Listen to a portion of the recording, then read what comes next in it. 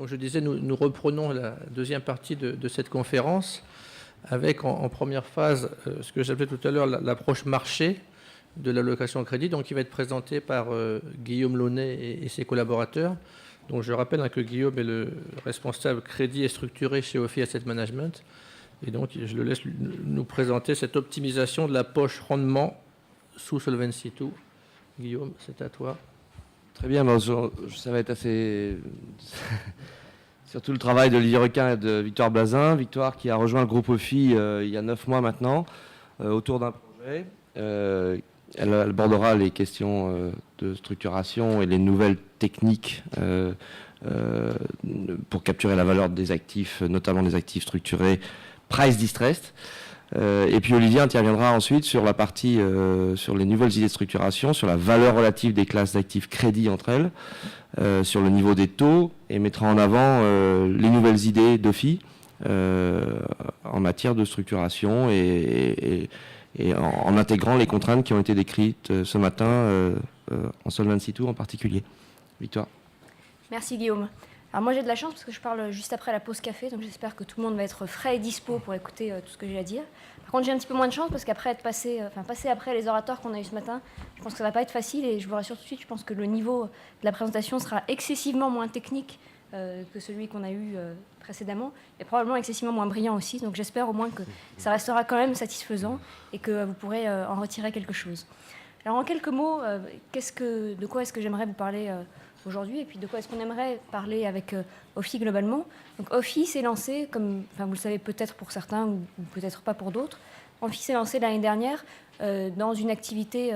connexe à celle qui existait déjà, qui est l'investissement dans le cadre... alors, je sais pas... Comment est-ce qu'on... La technologie, c'est pas toujours facile. Hein. Voilà.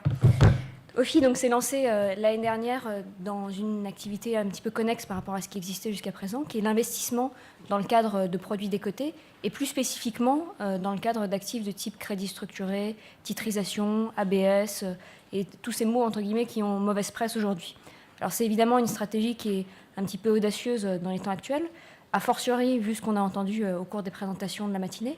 qui est très clairement contracyclique. Mais qui repose sur l'idée que, effectivement, le monde s'est plus ou moins effondré au cours des dernières années, en tout cas sur ce segment du marché de la titrisation des ABS. Mais chez Ophi, en tout cas, on ne pense pas que ce monde ne va pas se reconstruire, au moins un minimum, ne serait-ce que pour gérer le stock des actifs existants qu'il va bien falloir purger dans le système. Quelque part, pour faire une analogie pas très jolie, c'est un petit peu comme si on disait qu'après toutes les catastrophes naturelles qu'on a connues récemment autour du monde, on n'allait pas reconstruire. On va reconstruire, bien évidemment, mais bien évidemment, on va également s'inspirer des erreurs qui ont eu lieu par le passé et on va essayer de faire en sorte que ces erreurs ne se reproduisent pas à l'avenir. Alors tout ce qu'on a entendu ce matin autour des nouvelles réglementations, des nouvelles normes d'investissement, bien évidemment, contribue à la correction de ces erreurs. C'est ce que font, j'imagine que c'est l'objectif des régulateurs aujourd'hui. C'est également, bien évidemment, l'objectif qu'on se fixe en tant qu'asset manager, même si cet objectif se réalisera de manière différente que par le biais d'une réglementation. Mais ce qui nous paraît assez évident, compte tenu, on espère que ça vous paraîtra évident également, compte tenu de l'intégration de toutes ces nouvelles normes, c'est que, d'une part, les investisseurs qui ne sont pas sujets à ces normes ont quelque part un boulevard devant eux pour aller saisir les actifs qui auparavant étaient la panacée pour les banques, les assureurs, qui aujourd'hui le sont peut-être un petit peu moins, ou même que des acteurs régulés qui, comme il me semble on le disait ce matin au cours de la troisième présentation, ces acteurs qui auront entre guillemets le courage ou l'audace d'aller chercher des actifs relativement risqués, en tout cas du point de vue des régulateurs, mais a priori qui devraient pouvoir offrir des rendements et donc des couples risque-rendement relativement attractifs, ces acteurs pourront quelque part générer une valeur ajoutée importante de manière conjoncturelle parce que effectivement on ne pense pas que le marché va renaître de ses cendres totalement. On espère évidemment qu'il va renaître un petit peu à l'instar de ce que disait Jean-Michel ce matin, mais on espère bien évidemment qu'on ne va pas reconnaître ce qu'on a connu au cours des années passées. Donc l'objet de cette présentation, c'est d'essayer de voir de manière très modeste comment est-ce que nous, en tant qu'asset manager qui s'est lancé dans le cadre de l'investissement dans ces actifs décotés, on peut tenter d'apporter, entre guillemets, une pierre à l'édifice de la reconstruction de ce marché pas forcément par le biais des réglementations, mais en tout cas en essayant d'assainir notre approche et d'aider les investisseurs à faire face à leurs contraintes, tout en saisissant ces opportunités qui existent au moins en quantité limitée aujourd'hui, compte tenu du stock d'actifs existants à purger. Alors, pour essayer de voir comment avancer devant cette lourde tâche, mais encore une fois à laquelle on s'attaque modestement, on a essayé, sans faire un inventaire à l'après-vert, de comprendre quels étaient les vrais problèmes fondamentaux qu'on a connus sur l'ensemble de ces actifs au cours des 2-3 dernières années. Et en fait, en y réfléchissant, encore une fois sans faire de liste exhaustive, on s'est rendu compte qu'il y avait ce qu'on va appeler des causes intrinsèques, ou qu'on va dire, disons, des erreurs de conception. C'est entre guillemets la pédale de frein dans la Prius qui est mal conçue. Donc là, au sein des actifs financiers et plus particulièrement de la titrisation, c'est l'opacité des investissements qui s'est accrue fondamentalement au cours des dernières années, en partie avec tous les modèles originate to distribute qu'on a évoqués ce matin. C'est le repackaging excessif qui va dans le même ordre d'idée. C'est le fait d'utiliser, entre guillemets, des leviers market value par opposition à la technologie de titrisation qui est vraiment fondamentalement assise sur des cash flows. Donc tout ça, c'est des éléments effectivement que nous, en tant qu'asset manager,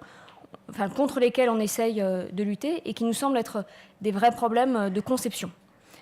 Au-delà de ça, on a des problèmes qui sont plus des causes extrinsèques ou des problèmes d'utilisation. C'est un petit peu comme si on n'avait pas lu la notice avant d'utiliser un somnifère et qu'on prend la route juste après avoir pris un somnifère. Bien évidemment, l'utilisation va être dramatique. Pour autant, ça ne remet pas en cause l'existence même du somnifère. Quelque part, c'est un petit peu ce qu'on essaye de dire aussi, c'est qu'avec cette crise, tout le monde a eu tendance à tout jeter à la poubelle, mais il y a des choses qui ne sont pas forcément liées au produit lui-même ou à la technologie lui-même, qui sont plutôt liées à l'utilisation qui en a été faite. Donc ça fait également partie des choses que, en tant que gérant, contre lesquelles on va essayer de se battre, mais on va se battre de manière différente, parce que c'est typiquement, et là je ne vais pas citer tous les points qui sont cités ici, mais c'est typiquement le fait de faire une confiance aveugle, entre guillemets, aux agences de rating, ou simplement de restreindre l'analyse du risque au risque de crédit. Et le deuxième point qui me paraît essentiel et sur lequel on travaille énormément aujourd'hui, c'est l'adéquation entre l'actif, la liquidité de l'actif et du passif, qui a été un point qui a été très souvent oublié dans l'investissement sur des actifs de type titrisation. Donc, ces causes-là, ça fait partie des problèmes, nous, aujourd'hui, qu'on essaye d'adresser. Alors, on a réfléchi à comment est-ce que ça pouvait s'intégrer au sein d'une gestion financière pour un investisseur institutionnel ou pour un investisseur non régulé, qui lui aussi, évidemment, a un boulevard devant lui.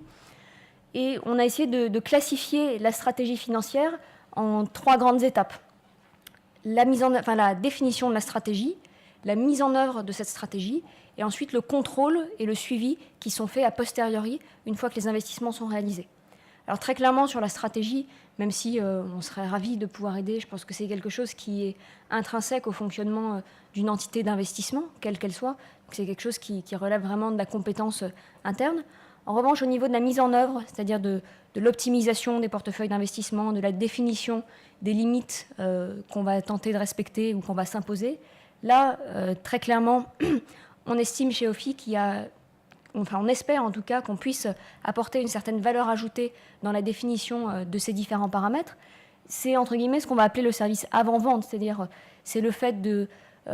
discloser toute l'information sur laquelle repose notre analyse, de se faire notre propre analyse et notre propre opinion du risque et de discloser ces éléments, contrairement au fait de se reposer exclusivement sur des agences de notation. C'est le fait d'analyser non plus seulement le produit, mais également la classe d'actifs dans sa globalité. Quand on dit par exemple je fais du subprime à tout prix, il y a peut-être des bons actifs dans le subprime, mais si la classe d'actifs globalement est à mettre à la poubelle, ça ne sert à rien de se dire je fais une analyse microéconomique d'une structure sans avoir fait une analyse macroéconomique globale. Ou c'est tout simplement porter une attention extrême à l'adéquation entre la liquidité de l'actif et du passif. Donc c'est à la fois une résolution des causes intrinsèques et extrinsèques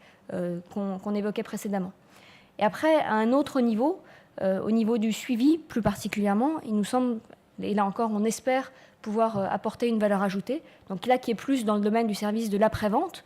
sur des reportings sur mesure qui sont bien évidemment à définir au cas par cas avec les investisseurs en fonction des exigences auxquelles eux-mêmes doivent faire face pour pouvoir investir et capturer la valeur qu'on peut trouver sur ce type d'actifs. c'est la mise en place de stress tests ad hoc, de disclosure, enfin de transparence sur les méthodes de risk management. C'est tous ces éléments dont on espère qu'ils peuvent apporter aujourd'hui une valeur ajoutée aux investisseurs qui souhaitent se retourner vers des classes d'actifs qui sont décotées, donc qui sont aujourd'hui délaissées, mais parmi lesquelles, fatalement, comme elles sont délaissées, on espère pouvoir trouver une certaine valeur ajoutée. Ça, c'est en quelque sorte le cadre que l'on s'impose pour faire quoi que ce soit d'ailleurs dans l'investissement, dans le cadre des actifs décotés, qui sont quand même des choses qui, je pense, psychologiquement font un petit peu peur. Alors après, où est-ce qu'on va se positionner, nous, et où est-ce qu'on espère apporter, entre guillemets, dans ce cadre qui permet de créer de la valeur, où est-ce qu'on espère pouvoir apporter de la valeur ajoutée? Alors, si je représente schématiquement, et d'ailleurs je crois que Thibault l'a évoqué à la fin de sa présentation, le profil type d'un portefeuille d'investissement, les pondérations étant bien évidemment à définir par chaque investisseur en fonction de ses contraintes, si on a d'un côté un portefeuille qui est destiné à faire face à la liquidité, ensuite des investissements qui sont plus entre guillemets du bêta et des investissements qui sont de l'alpha, bien évidemment on espère en tout cas que investir dans des classes d'actifs décotées et dans le stock existant en secondaire d'actifs de type titrisation aujourd'hui va plutôt répondre à la catégorie alpha, donc c'est générer des rendements importants, mais encore une fois dans un cadre de risque maîtrisé qu'on a développé précédemment. Alors pourquoi est-ce qu'aujourd'hui cette classe d'actifs nous intéresse ? Au-delà de son côté contracyclique, c'est-à-dire qu'on a bien vu que c'était des produits qui étaient totalement diabolisés par les régulateurs, qui sont dans l'œil du cyclone d'à peu près tous les gens qui ont envie de critiquer la finance et le système financier de manière générale. Il y a par ailleurs un amalgame très fort, je pense, entre ce qui s'est fait aux États-Unis et ce qui s'est fait en Europe, et qui fatalement n'aide pas ce qui se passe en Europe, parce que les conditions de risque sont extrêmement différentes. Donc tous ces éléments font que c'est une classe d'actifs qui est délaissée, et pour autant, en face de ça, évidemment, il y a des actifs dont on estime qu'ils sont risqués et auxquels on ne voudrait surtout pas s'approcher, mais là-dedans, il y a également des actifs qui sont délaissés par contamination, entre guillemets, ou par proximité de ces actifs mal vus, et sur lesquels il y a probablement de la valeur à générer. Alors après, il y a bien évidemment des choses qu'on aime et des choses qu'on n'aime pas. Ce qu'on n'aime pas, c'est un petit peu ce qui a été cité ce matin, c'est le pur arbitrage, c'est typiquement les méthodes originate to distribute, c'est le fait de repackager de CDO en CDO carré, en CDO cube, en CDO 4, enfin on ne sait plus où ça s'arrête. L'opacité qu'on retrouve dans ces investissements, l'asymétrie d'information qui effectivement peut être forte dans ces classes d'actifs, là encore qu'on retrouve, qu'on a pu voir illustré dans le mécanisme qu'on a connu sur le subprime. En revanche, il y a quand même, tout n'est pas, il y a à prendre et à laisser, et il y a des choses qui restent bien dans cette classe d'actifs et que les investisseurs oublient de temps en temps, qui sont typiquement qu'on est ici sur une classe d'actifs qui génère toute seule, entre guillemets, son workout. C'est-à-dire quand j'achète un ABS, il a des flux de principales qui remboursent régulièrement, qui font que je peux assez rapidement, selon les prix d'achat, dérisquer ma mise initiale et générer des rendements relativement sympathiques. On aime le fait que des vieux vintage, là encore, sont contaminés par proximité avec des nouveaux vintage. Donc, parler de prêts réalisés en Espagne à des PME ou à des résidents qui se leverage à 110% en 2007, c'est pas du tout pareil que de regarder un prêt qui a été réalisé en 2003, qui a déjà amorti de manière significative et par-dessus lequel on a toute la hausse du marché immobilier, même si cette hausse, derrière, elle est suivie d'une baisse relative. Donc tous ces éléments font qu'on pense qu'il y a quand même une certaine valeur à capturer au sein de ces actifs, à condition, bien sûr, de savoir faire le tri entre ce qui est bon, ce qui est mauvais, ce qui, à notre avis, doit disparaître et ce qui, on l'espère, pourra rester sur ce marché et peut-être remettre en œuvre un marché un petit peu similaire. Alors ici, ce graphique, ces deux graphiques ont simplement vocation à donner des grands ordres de grandeur relatifs entre les classes d'actifs. Ce que vous voyez à gauche, c'est l'évolution des spreads uniquement sur les classes d'actifs de titrisation AAA en Europe, à comparer avec, en rouge, en bas, en pointillé, les spreads corporate, donc qui sont en moyenne de mémoire BBB. Donc, bien évidemment, il y a 4 ou 5 ans, toutes ces classes d'actifs traitaient en gros à 20 BP. Aujourd'hui, on a un différentiel significatif qui existe. Alors, ce différentiel, il s'explique parfois par de la prime de risque qui est légitime, et ce n'est pas forcément les classes d'actifs vers lesquelles on a envie d'aller. Par contre, au sein de ces classes d'actifs qui peuvent être vues comme un petit peu sulfureuses, il peut y avoir des actifs qui souffrent uniquement de primes de liquidité ou de primes de complexité. Et ces choses-là, vu ce qu'on voit là en termes de différentiel de spread entre corporate et actifs titrisés, on espère qu'il y a quand même un petit peu de valeur à capturer. Et l'autre graphique qu'on voit sur la droite, c'est l'équilibre qui détermine le marché finalement entre l'offre et la demande. Et il y a quand même un point qui, particulièrement en France, qu'il faut rappeler, c'est que tout le marché on va dire, du crédit structuré ou du structured finance en général était drivé par deux grandes classes d'investisseurs qui aujourd'hui sont morts et a priori enterrés pour un petit bout de temps, qui sont les fonds monétaires dynamiques qui ont investi massivement en ABS et les SIV, donc qui sont des véhicules qui faisaient globalement de la transformation de liquidités entre actifs et passifs pour investir sur des actifs de type titrisation à long terme.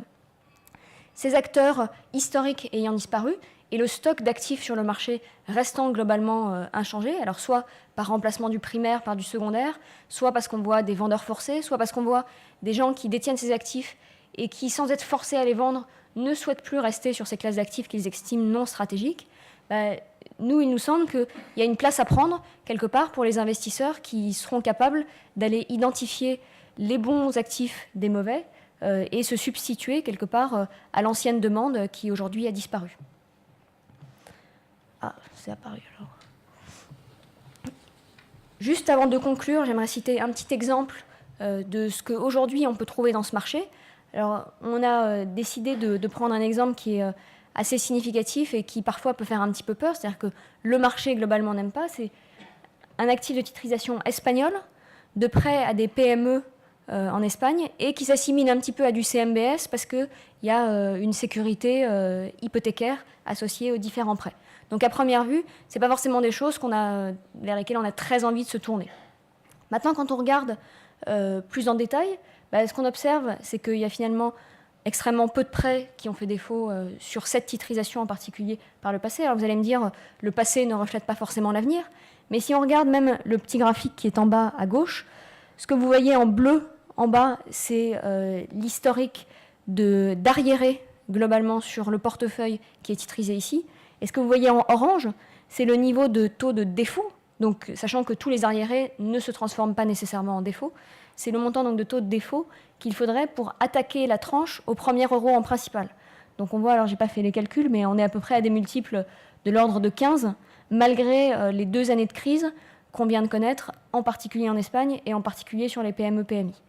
Maintenant, à côté de ça, on est sur une tranche donc, qui, alors c'est mentionné juste au-dessus, qui est sur un rehaussement relativement important, c'est-à-dire qu'il faut en cumuler plus de 40% des actifs qui font défaut pour commencer là encore à toucher la tranche au premier euro. Compte tenu des prix d'achat qu'on trouve aujourd'hui sur ce type d'actifs, on est quasiment sur des rendements de l'ordre de 10% pour une durée d'investissement qui est inférieure à 3 ans, en tout cas en moyenne. Donc c'est ce genre de choses qui nous fait dire que aujourd'hui, à condition de bien choisir et d'être capable de passer outre les barrières à l'entrée qui sont réelles sur ce marché, être capable d'analyser correctement, être capable de rétablir quelque part l'asymétrie d'information par une analyse très poussée, on peut réussir à trouver de la valeur sur ce marché. En conclusion, ce que j'aimerais dire, c'est que j'aimerais simplement mettre en garde et faire un vœu de modestie à notre niveau, c'est qu'on n'est pas en train de vous dire qu'on est des superstars, malheureusement, j'aimerais bien, mais je ne crois pas, qui sommes capables de générer des rendements à 2 chiffres à tout moment et dans n'importe quel marché. En revanche, il nous semble qu'aujourd'hui, compte tenu des conditions de marché et compte tenu des barrières à l'entrée, encore une fois, qui existent sur ce marché, il y a des conditions assez contracycliques pour s'investir sur les bons actifs pour ce marché. Et quelque part, on a envie de dire, la chance sourit aux audacieux ou aux contrariants sur les marchés financiers. Charge à nous, après, en tant que gérants, et on boucle sur l'objectif de cette présentation, qui était de voir dans quelle mesure, nous, en tant que gérants qui s'est lancé sur ce segment, on peut apporter une valeur ajoutée aux investisseurs qui souhaitent également s'y investir. Tout notre objectif aujourd'hui, c'est de travailler main dans la main avec vous en tant qu'investisseurs pour comprendre précisément quelles sont vos contraintes et adapter, pas nécessairement notre style de gestion, mais notre transparence par rapport aux informations dont vous aurez besoin pour que vous puissiez l'intégrer dans une allocation d'actifs qui paraît faire sens pour vous. Quelque part, c'est une expression qui est peut-être un petit peu galvaudée aujourd'hui, mais j'ai envie de dire qu'on essaye de faire du développement durable de la titrisation par rapport à l'investissement dans les actifs des cotés. Voilà, je ne sais pas s'il y a des questions. Merci à vous.